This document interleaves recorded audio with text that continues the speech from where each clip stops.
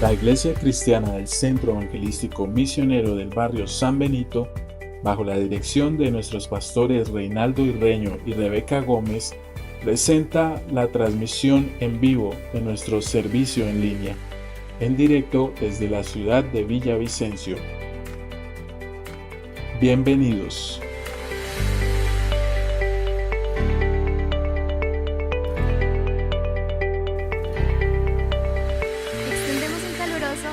Saludo a las personas que nos están escuchando desde sus casas, deseándoles que Dios los bendiga y que Dios los guarde junto a sus familias. Con ustedes, Jesucristo, mi refugio. Quiero estar en tu presencia y poderte contemplar. Necesito estar contigo, necesito adorar.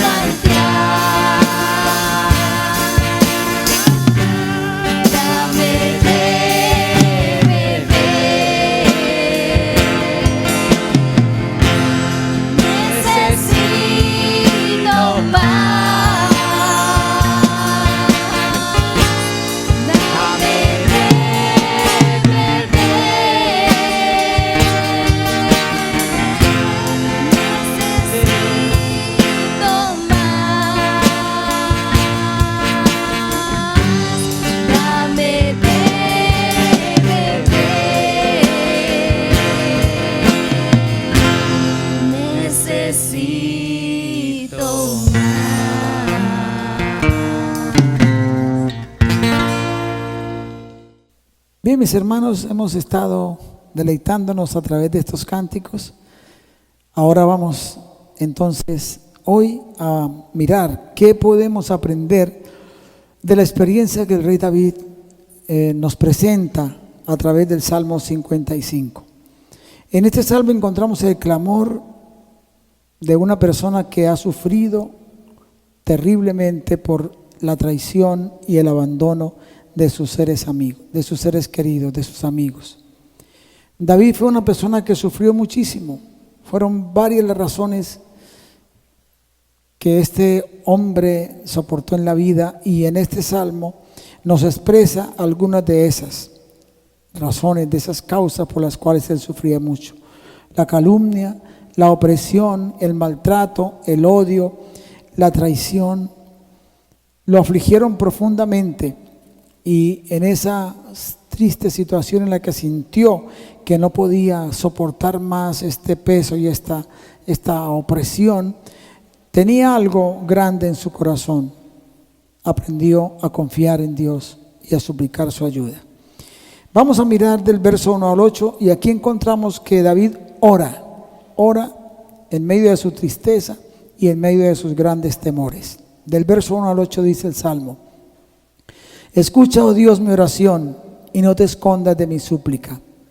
Está atento y respóndeme. Clamo en mi oración y me conmuevo, a causa de la voz del enemigo, por la opresión del impío, porque sobre mí echaron iniquidad y con furor me persiguen. Mi corazón está dolorido dentro de mí, y terrores de muerte sobre mí han caído. Verso 5: temor y temblor vinieron sobre mí, terror me ha cubierto. Y dije: ¿quién me diese alas como paloma? Volaría yo y descansaría. Ciertamente huiría lejos, moraría en el desierto. Me apresuraría a escapar del viento borrascoso de la tempestad.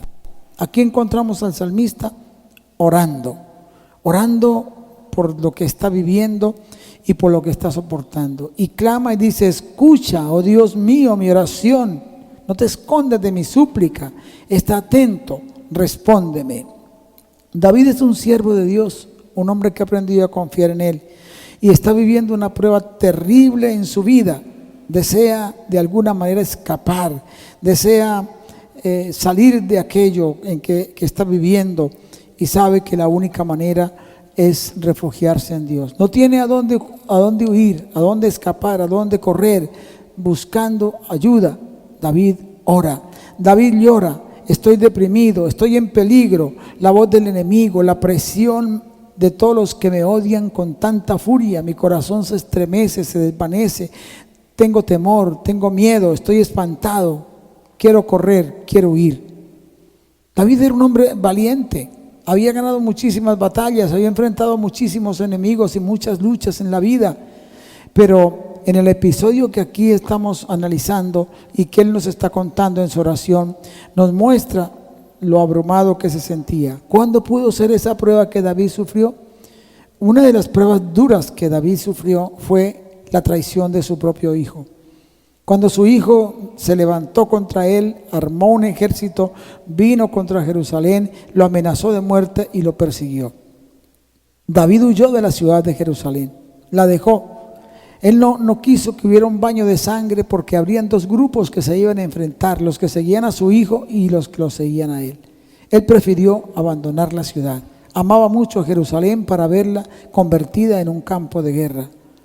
Posiblemente sea ese el momento en que David expresa todo esto que está sintiendo. Se siente tan traicionado, tan perseguido, tan odiado, tan despreciado, que sus ánimos, su ese entusiasmo, esa alegría que siempre lo acompañó, trató de opacarse. Saben, amigos y hermanos, que cuando usted o yo o los humanos sufrimos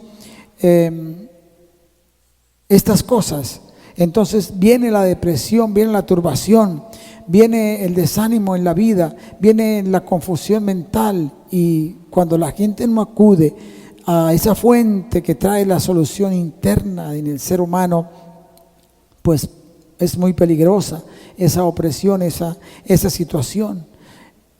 lo mejor es acudir a Dios como lo hizo el salmista.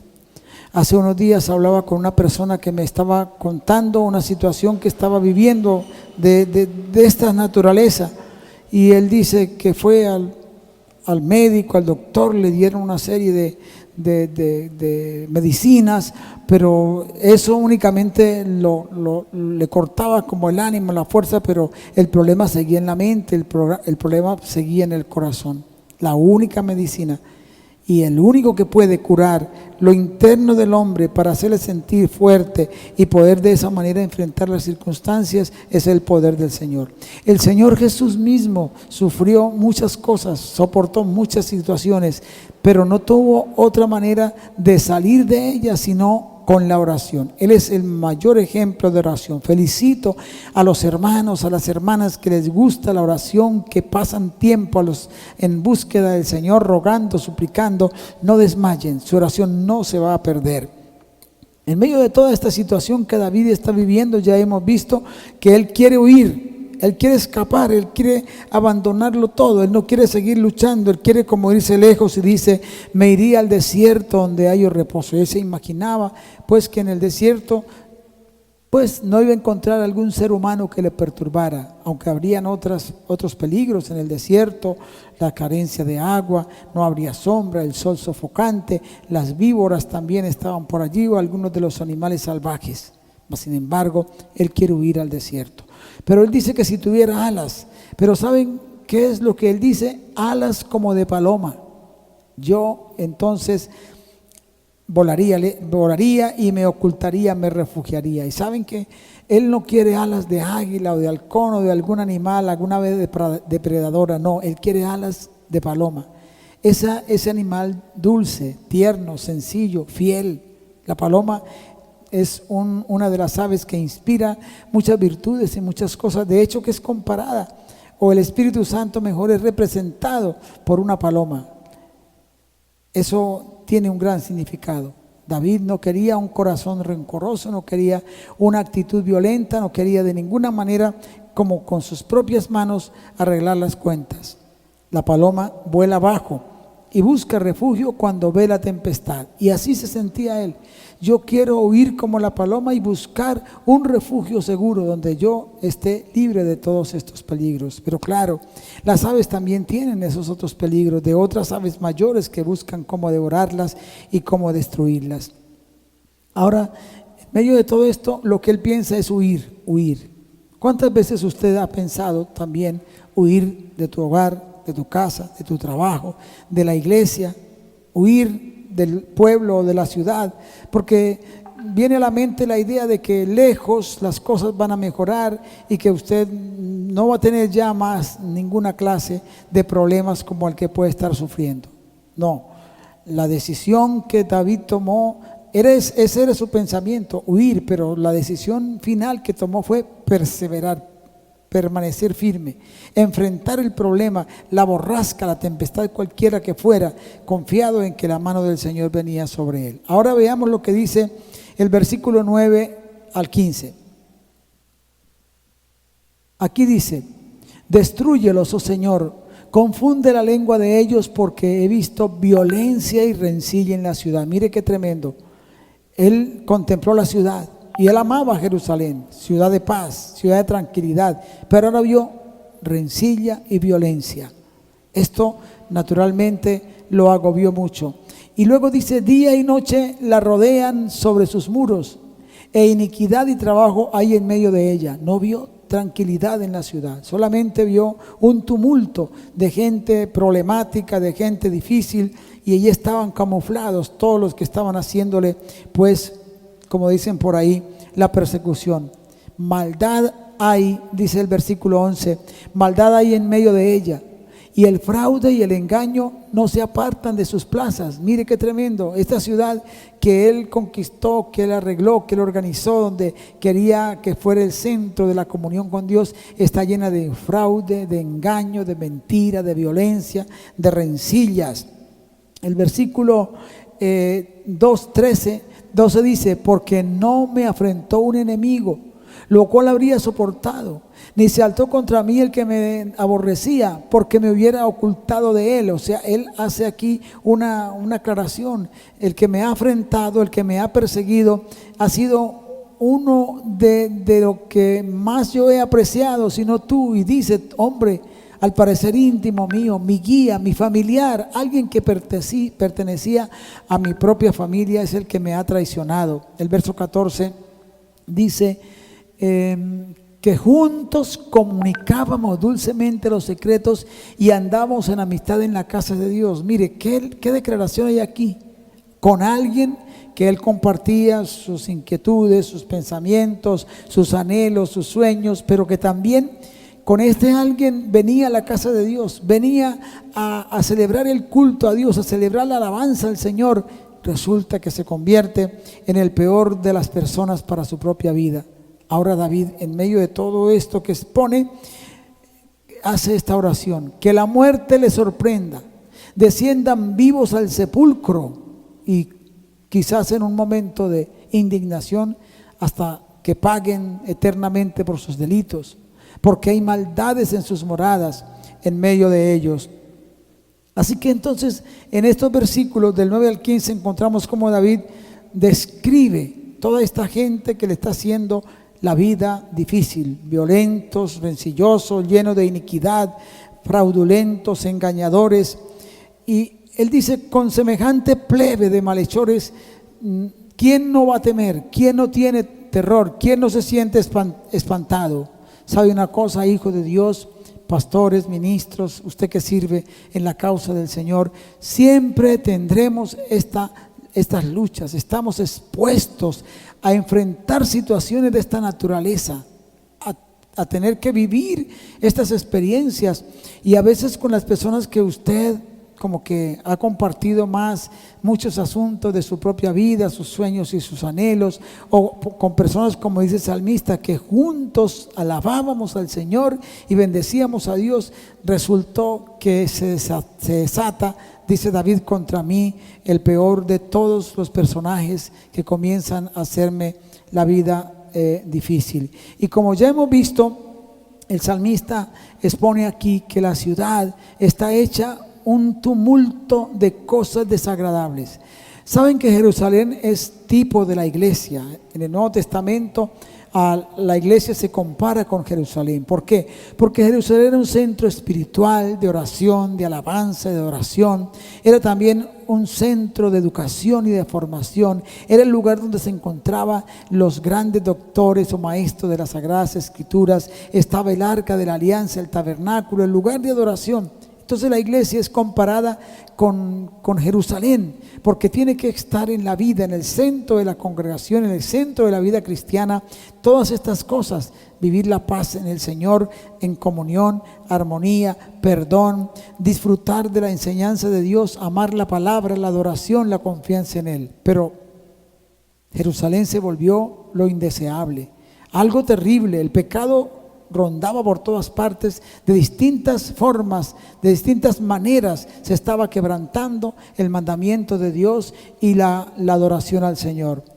¿Cuántas veces podemos encontrarnos con situaciones como estas en la vida de la iglesia?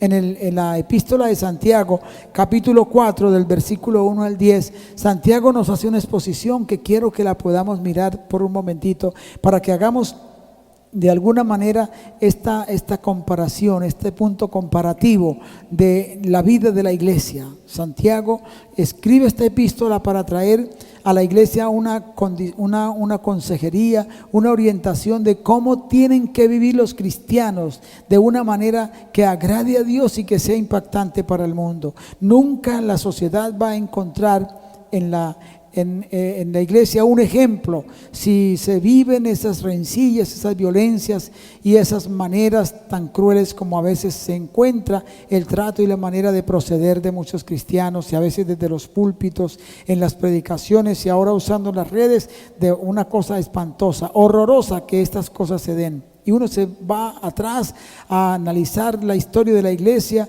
y se encuentra con semejantes fenómenos que despertaron los mismos supuestos cristianos hasta formar ejércitos y hacer guerras y combatir, invadir ciudades, naciones, destruir, vamos a decir, lugares importantes de un grupo y de otro, supuestamente por defender el testimonio de la fe cristiana. Con eso no se defiende nada, al contrario, Satanás aplaude y los demonios disfrutan de todos estos malos actos de la iglesia. Dice Santiago capítulo 4, versículo 1 al 10. Vamos a mirar del verso 1 al 10. ¿De dónde vienen las guerras y los pleitos entre vosotros? ¿No es de vuestras pasiones las cuales combaten en vuestros miembros? Verso 2.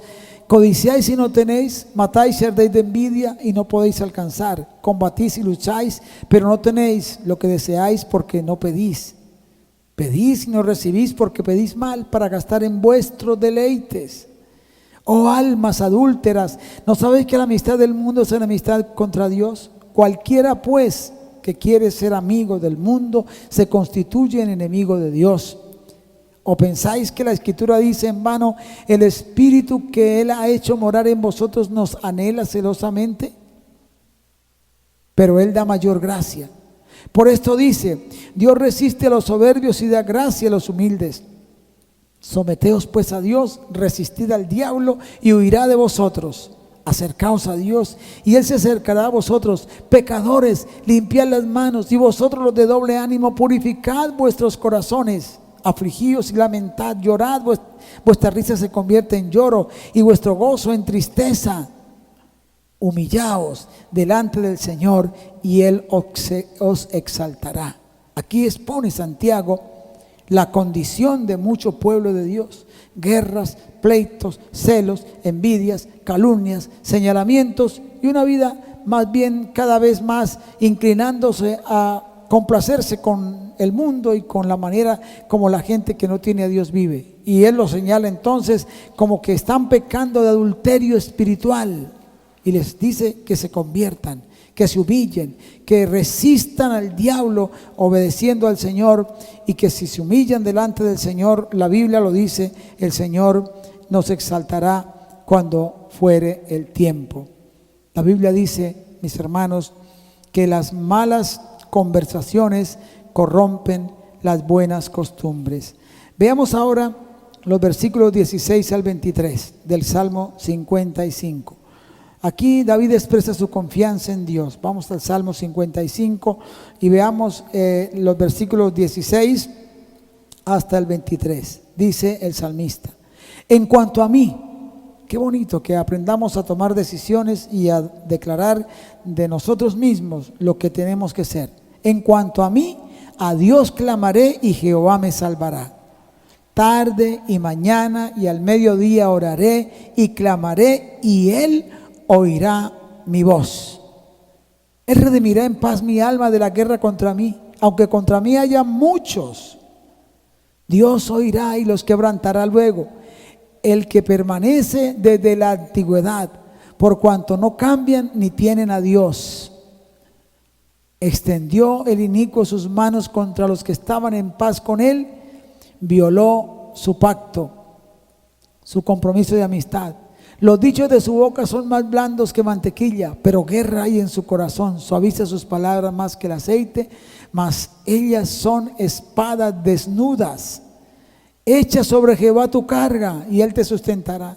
No dejará para siempre caído al justo, mas tú, oh Dios, harás descender a aquellos al pozo de perdición. Los hombres sanguinarios y engañadores no llegarán a la mitad de sus días, pero yo en ti confío. Aquí tenemos esta oración que hace David ya en una expresión de confianza. En cuanto a mí, a Dios clamaré, a Jehová y Jehová me salvará. Tarde, mañana y a mediodía el Señor oirá mi voz. Los judíos tienen una disciplina de oración. Oran 3 veces al día, muy temprano en la mañana, y oran siguiendo el ejemplo de Abraham, que le gustaba temprano ir a estar en comunión con Dios. Al mediodía siguen el ejemplo de Isaac, que dice la Escritura que le gustaba después de determinado tiempo salir al campo a meditar y a estar en comunión con Dios. Y también en la noche oran siguiendo el ejemplo de Jacob, que le gustaba orar por las noches. pasaba las noches en comunión con Dios. Tenemos varios relatos de esos encuentros con Jacob, de Jacob con Dios, y lo hacía en la noche. Daniel también lo hacía, Pedro. El apóstol Pablo nos instruye a que hagamos oración. La iglesia primitiva tenía mucho de seguir estos pasos, estas huellas de oración, porque tenían pues como sagrados estos momentos para estar en encuentros con el Señor. Y seguro que en esos momentos en que el ser humano se dispone o hace un propósito de encontrarse por la oración y la adoración con Dios o el estudio de la palabra, el Señor se hace presente. Y David sabe y clama a Dios y sabe que Dios va a trastornar a los que tanto mal lo han hecho. Por eso dice, pero yo en ti confiaré. Ahora, el consejo final: echa sobre Jehová tu carga, espera en Él y Él te sustentará. No dejará para siempre caído al justo. El justo no está llamado a fracasar, no está llamado a perecer. Sí, se tropieza, se puede caer, se puede tener un alto y un bajo, pero la llamada es a seguir adelante, a perseverar hasta encontrar la última victoria, la victoria total. Por eso, echa sobre Jehová tu carga. ¿Qué cargas? La carga del pecado, la carga física, emocional, ese cansancio que a veces trata de atacarnos, la carga de la vejez que se torna a veces para muchas personas como una carga sus años. No se ponga a pensar que tengo tantos años que ya vienen acompañados de no sé cuántas penurias y tantos achaques. No, quite eso de la mente y declare siempre la victoria. La carga que te aflige, cualquiera que sea, o la carga de la familia, tus hijos, tu esposa, tu cuñado, tu papá, tu abuela, coloca eso por nombre propio en la presencia del Señor. Esas cargas, ¿qué hacer con ellas? Mis hermanos, no dudar que Dios sigue en su trono y se ocupa de ayudarnos. Confiar en su ayuda, evitar la tentación, no ceder a la tentación o a la presión que pueda venir frente a cualquiera de estas circunstancias. No entrar ni permitir que el ánimo nos lleve a una desesperación hasta el punto de decir, voy a huir, voy a escapar, como estaba pensando David, y no dar lugar de ninguna manera a que esa condición, cualquiera que sea, quite tu ánimo de tranquilidad y te torne una persona neurótica, iracunda, que por todo se enoja, que por todo entra en un estado de mal ambiente, mal gusto, de mal genio.